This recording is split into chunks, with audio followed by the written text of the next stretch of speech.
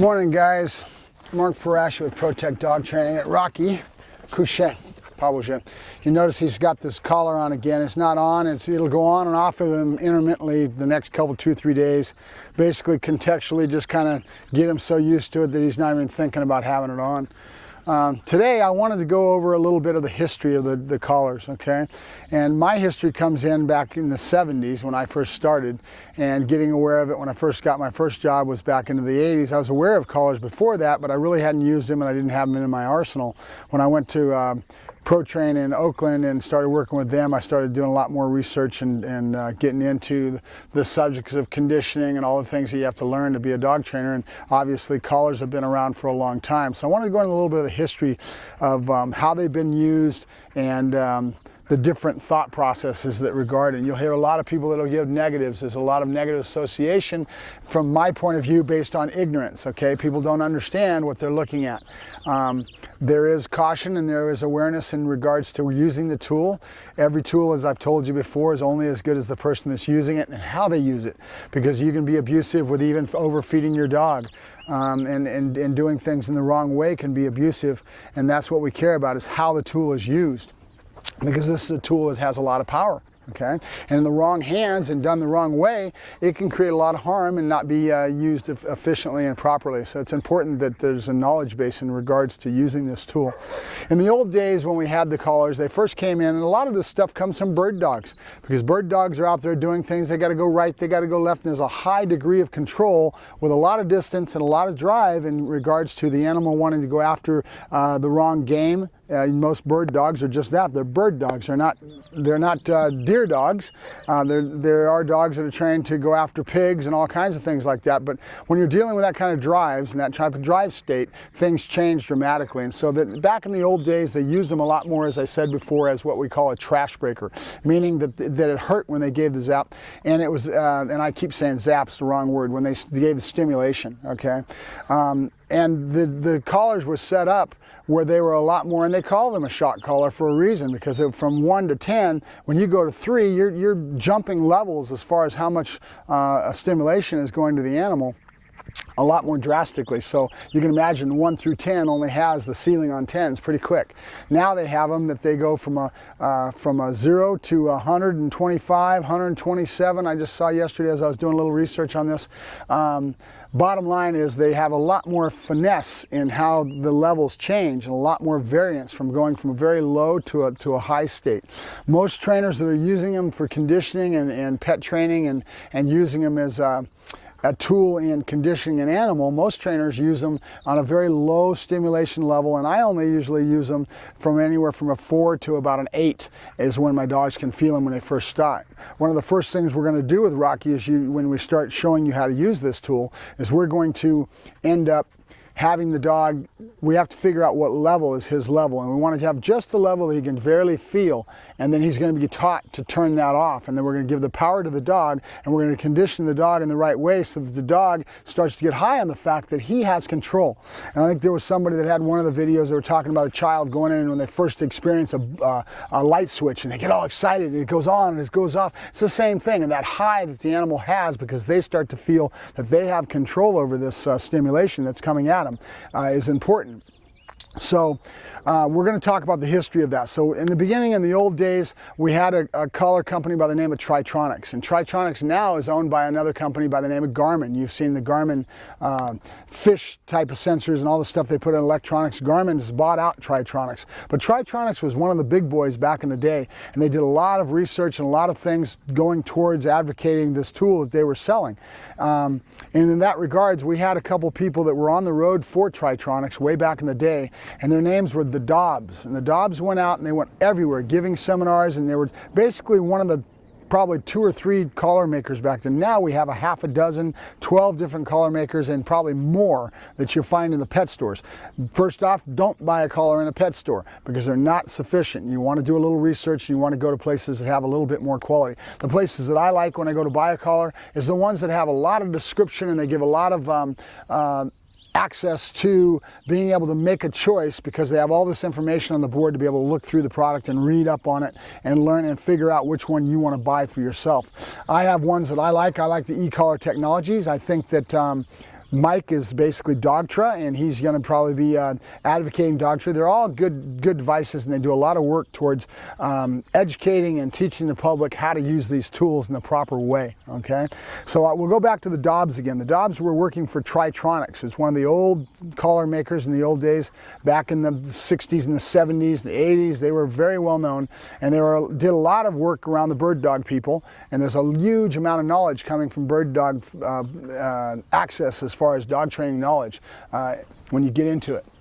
So the Dobbs went around and did all kinds of seminars, all kinds of educational, and I'm going to be doing some links, and they still have their site up there, but it's really, the website is not being taken care of, and it's kind of a dead site. There's a lot of dead links, but when you get on it, you want to make sure that you read up on the Schutzen training. They've got a companion dog stuff. They've got all kinds of stuff on how to use this collar, and you'll learn a lot because they did a really good job of writing their articles. And this is where my knowledge base came from, because that's where I started back in the day, and they were pretty much one of the only ones out there that were really doing a good job of educating the public on the usage. Okay, now we have the same thing. Remember, I had said before in some of my films, we have different camps and opinions and feelings of how we do things. So we have one camp that's all positive. All they want to do is give food. They don't believe in giving any corrections. They don't believe in giving any negative, and they are rabid in their opinions, and to the point where they become very aggressive, and they come at you in a wave. And that's what's happened over in Europe. They've taken these collars away from us over in Europe. We can't use them. In America, we still have the freedom to be able to use the tools we want to, but we want to be cautious of it and make sure we educate, we teach as trainers, that we make sure that the tools are being used in the right way, and we advocate their use in the right way, so that we kind of stamp out and we push back the people that will use them in the wrong ways. And remember, every tool is only as good as the person that's using it. So when you start to do your research and development, you might want to get into some research into the trainer you're going to go to, if you do go with a trainer to do it. There is companies out there that's all they do, and I won't name the company, but there's one big one that has a franchise, and they start these collars from a very young age, okay, from 4 months old, that they're putting these collars on the dogs.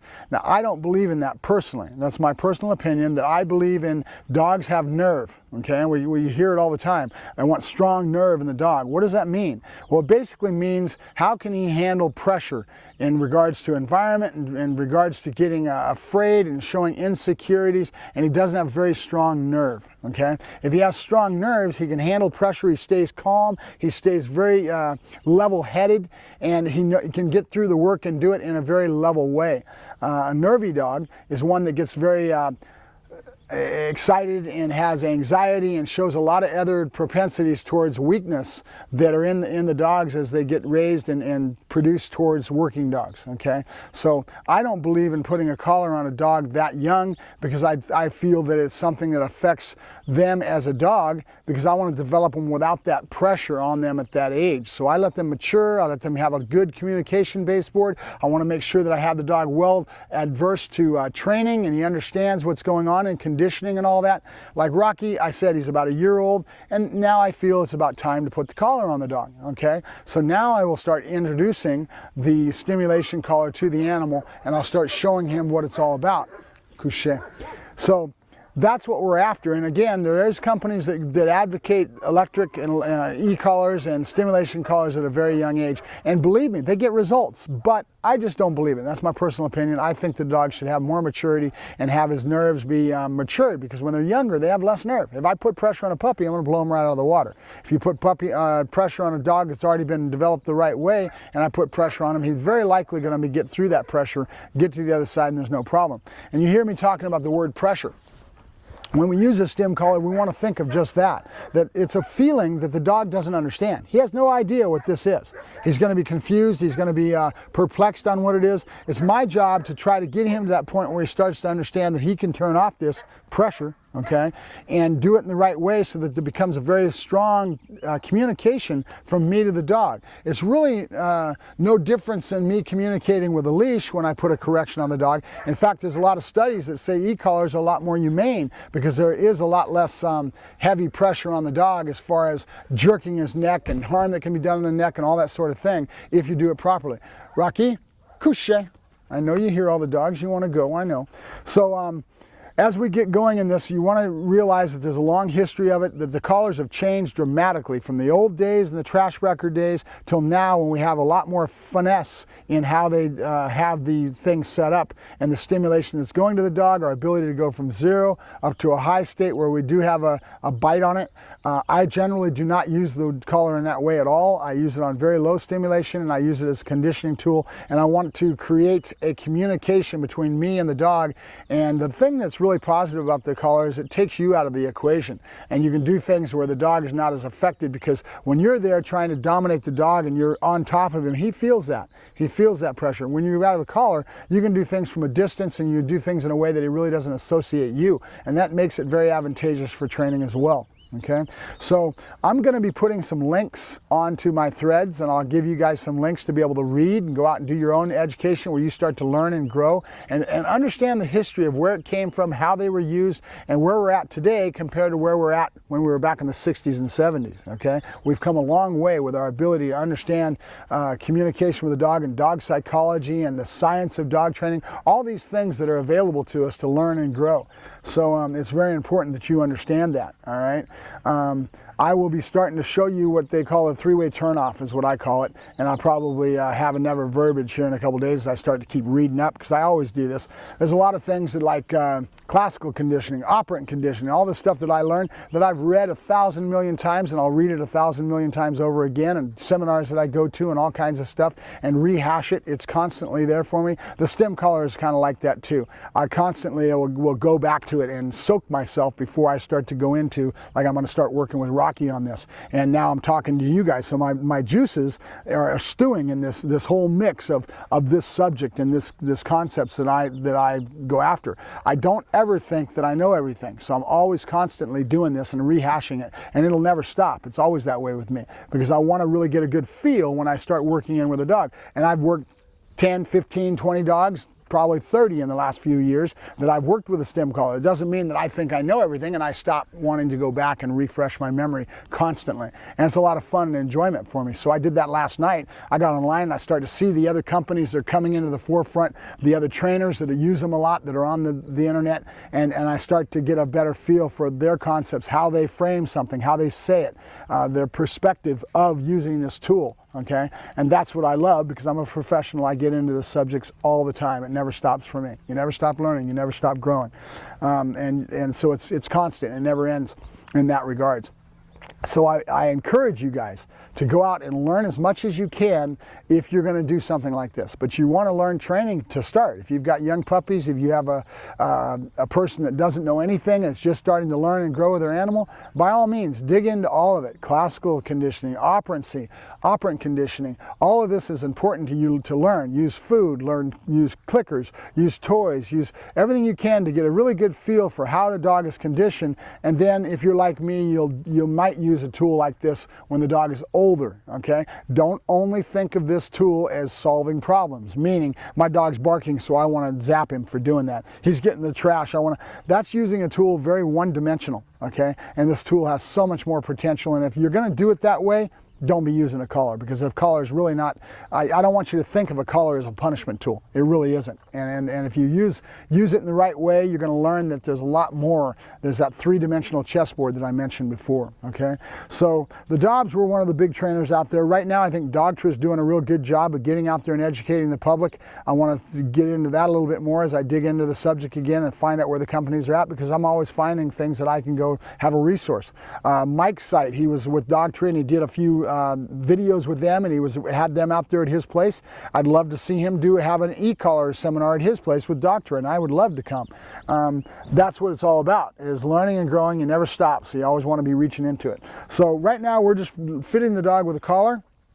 I want you to understand there's a lot of growth in these collars now that bring them to a stage that they have a lot more finesse, and they're like an instrument that can be played just like a harp, just like a tool. There's some trainers out there that use them a lot, and there's some that really do a great job, and they really do some fancy stuff being able to use these collars. So I am nowhere near their caliber because I don't use the collar all the time. I use it for what I need to in conditioning, and I have it as a tool in my tool bag, but I don't live with my dog with an e-collar, and he lives with it all the time. Though it can be used that way, there's a lot of people that have dogs that have really hard problem behavior like aggression and things like that, and they go to these collars and they end up having the dog, and it's a safety net. If I have a collar on my dog, it's almost like an off-leash tool. I can give him a lot more freedom and do everything because I know that I can get control over him from a distance, and I can do things that I wouldn't be able to if I didn't have a collar on him, okay? So it's not a bad thing to have in that regards. In general, though, we want to get the dog used to it to a point where we can take it on and off, and he's still going to work with it not being on the dog, okay?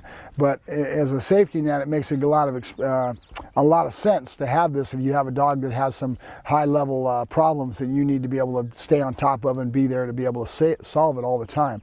And again, don't use it as a correction tool if you can help it. I do use it in that way when I come to things like bite work and some other things that have the drive level so high that you wouldn't be able to get through to the dog any other way. So it's important. I think that's about it for my little yakking at the screen today. We're going to go ahead and watch this back and see how it plays, and we'll go from there. And then in a couple days, I'll go ahead and pull you out, and I'll start working Rocky through this, and I'll let you guys watch me do it as I start to break him into this collar and start to work him into the collar and teach him and to be fluent. And the communication from me going to him that he understands. And that's what's important, that you want to make sure that you have that dog understanding the whole concept of what's going on, so there's not as much confusion. Because again, he doesn't understand what this means. When he feels that tingle and it's all of a sudden it's foreign to him, he's going to be confused, he's not going to understand it. Also, another thing we want to say today that you may not realize is we don't really train the dog to do anything with the collar. I don't teach the dog to sit, heel, sit down, stay, using the collar to teach him anything. What you do is you take this and you teach him that this is the communication when I want him to do something and he turns it off. And we're going to go through that as we start this. Basically, all you're doing is teaching him to turn off the collar, turn off the stimulation that he feels by complying with something that he already knows. Okay, that's important to understand. So I'll talk to you guys later, and you have a good day. Pas bouger.